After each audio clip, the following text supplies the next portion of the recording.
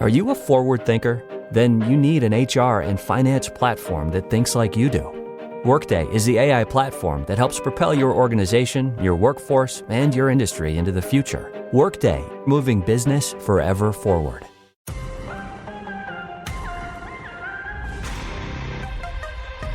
Tipping the scales when all else fails. This is the Judge Jeanine Tunnel to Towers Foundation Sunday Morning Show. Hosted by Joe Concha. Now, here's Joe Concha. The Judge Jeanine Pirro Tunnel to Towers Foundation Sunday Morning Show. entertaining and informative. On the Red Apple Podcast Network. Welcome back, everybody. Let's bring in New York Post columnist Michael Goodwin. This is obviously a very big week with the mayoral primary at hand. And Michael, I thought of you first as far as who do I want on to talk about this ridiculous choice that New Yorkers have at this point, as far as Lander, as far as Memdani, as far as Andrew Cuomo, the disgraced Andrew Cuomo. I asked Miranda Devine this before. I'll ask you the same question. Can't New York do better than this? How is this the options, or these the options at this point? Well, good morning, Joe. Look, I think that you're right. Obviously, this is not a fruitful season, shall we say, for harvest. It's a rotten crop. There's no clear leader here in the sense that you would say, yeah, this person is meant for this moment in New York City with all the problems we have. Can't we get somebody who can at least solve some of them? And the range is what I think is most telling here. I mean, this, as New York races often are, it's sort of a race to the bottom. Who can promise more free stuff? Who can, in effect, exacerbate all of the problems we already have? I mean, take crime, for example. Unless you're really campaigning on promises to change this routine of repeat felons being recycled through the courts and back out on the streets, and then we expect the cops to arrest them again. And I mean, there are people, with 16, 17, 18 arrests, some of it for fairly serious stuff, out on the streets. It never ends. So there's very little talk about that. There's very little talk, almost none, in fact, about the high tax structure, the wasteful government spending that's driving people out of New York. Instead, you get promises of more free stuff for more people.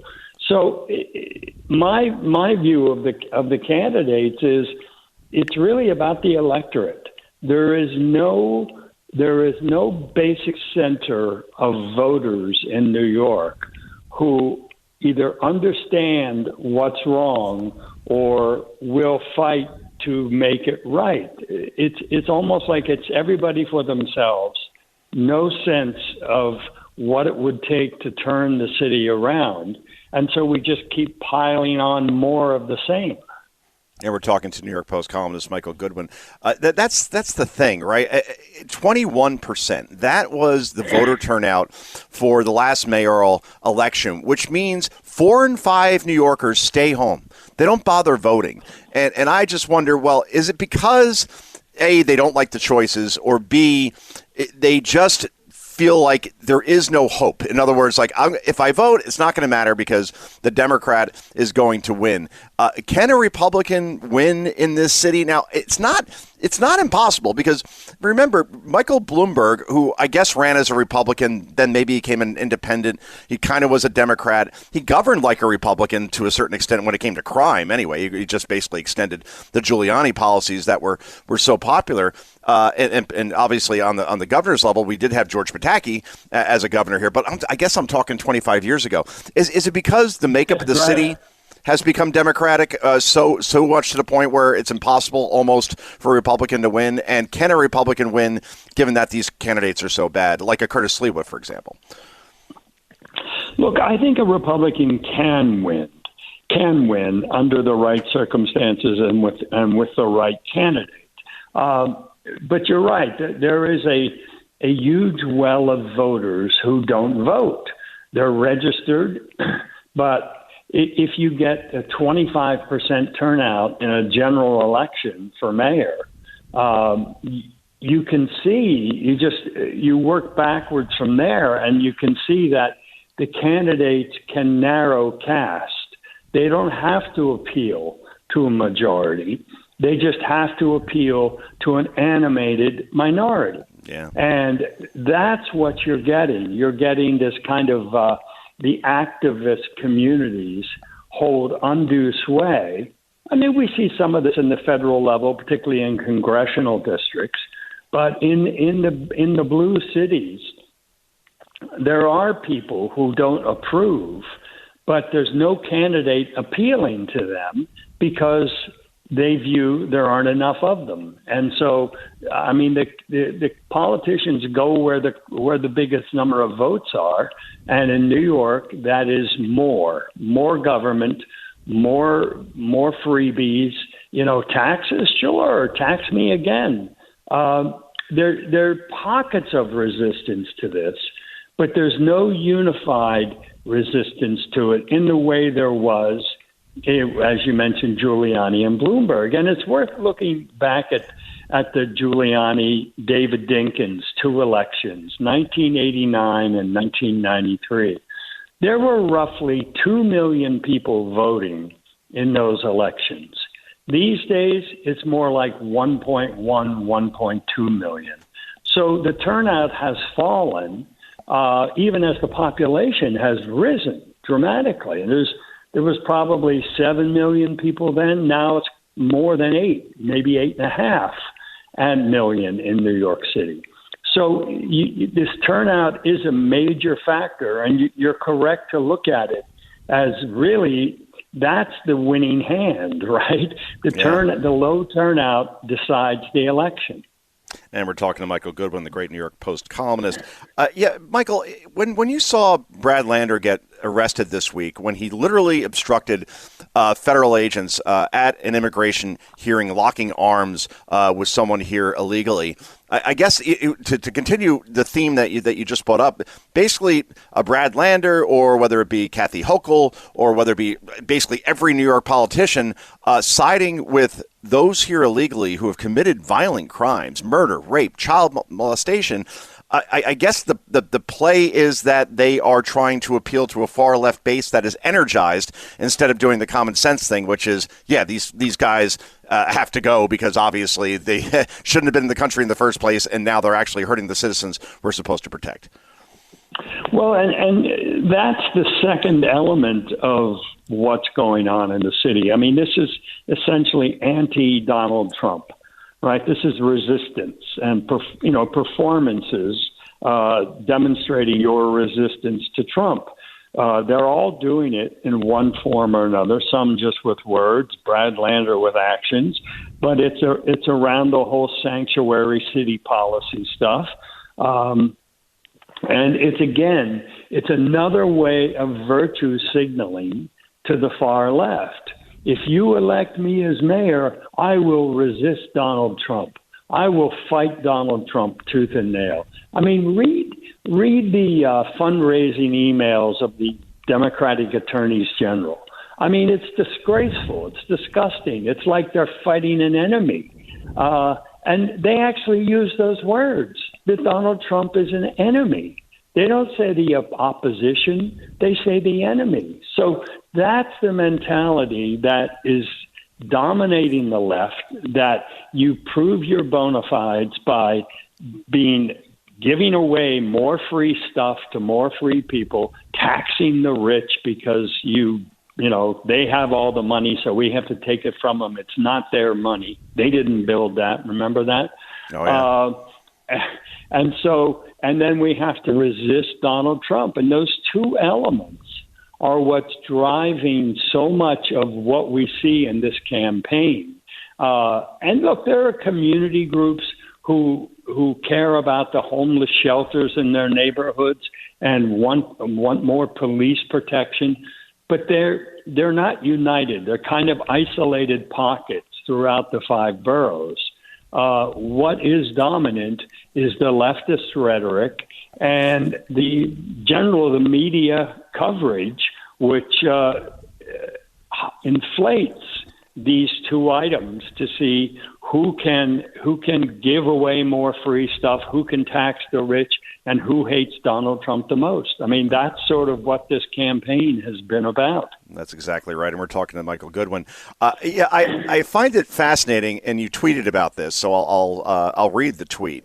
Because we see anti-Semitism right here in New York City, obviously at Columbia University, and these protests that I don't even know if half these people are students, if they're paid for, but obviously it is an anti-Semitic rally after rally that we see on these campuses, and even right in Times Square just a couple of days ago. Ahmed Mosley, he's a vice president at Pepsi Corporation, one of the bigger companies we have in this country, says 95% of Jews, quote, don't have brains. He denies the October 7th Hamas atrocities, celebrated the massacre by posting a Palestinian flag for Hamas. I mean, I could go on. And the question is, how is this person still employed, and how did he get to be a VP at Pepsi in the first place when this is literally on his social media? He is advertising it, and this guy still has a job as we speak. Take it away. Yeah, look, I think there is that element in New York and really across America. I mean, I think it became clear, Joe, as long as a year ago, that these were not pro-Palestinians. These are anti-Semites. I mean, when you scratch him, you get this kind of stuff on social media. He apparently feels he can let his hair down and show who he really is. And there it is. He put it in writing, right? He's an anti-Semite. And that's what I think is driving so much of this. And this is, let's admit it, this is an immigration problem. I mean, we have brought into our country a major problem.